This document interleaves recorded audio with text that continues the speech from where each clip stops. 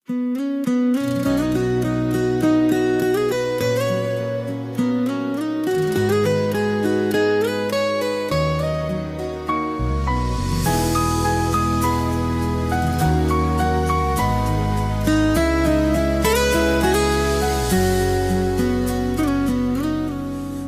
บานเตรียมจัดตกជាមុនមិនដែលបានគិតបលសោះឡើយស្រាប់តែរូបអូនចូលមកក្នុងជីវិតបងនាំមកនៅភាពភ្ញាក់ផ្អើលប៉ុន្តែអូនវិញបែរជាបាត់ពេលដែលបងមិនទាន់ដឹងខ្លួនអូនក៏បាត់ទៅយ៉ាងស្ងៀមស្ងាត់គ្មានដំណឹងសល់ត្រឹមការចងចាំអូនស្ថិតនៅក្នុងការចងចាំបងក្នុងយល់សប្តិបងក្នុងបេះដូងបងនិងក្នុងបទចងរៀងមួយនេះ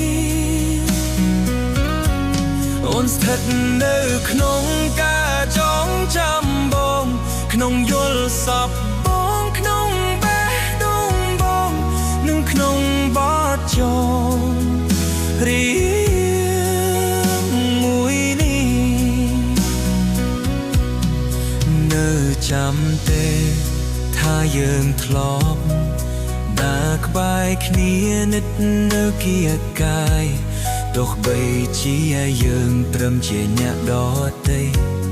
តែកែវភ្នែកប្រាប់ថាមានអារម្មណ៍ពិសេសឲ្យគ្នាដូចជាសូបាញ់និស័យកំណត់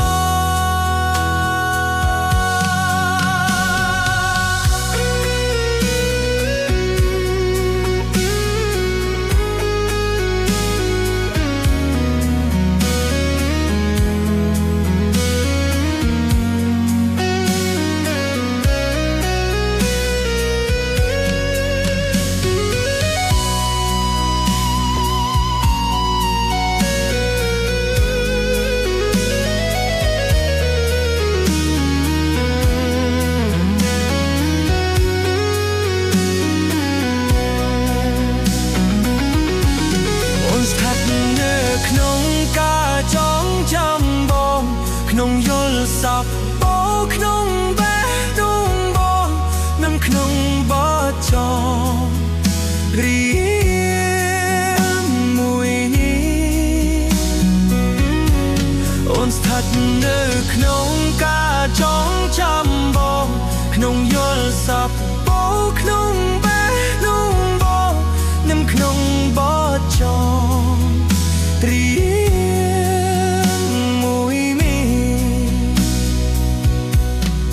ពិភពលោកធំ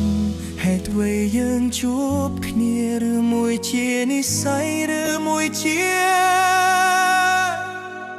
ប្រល័យខិត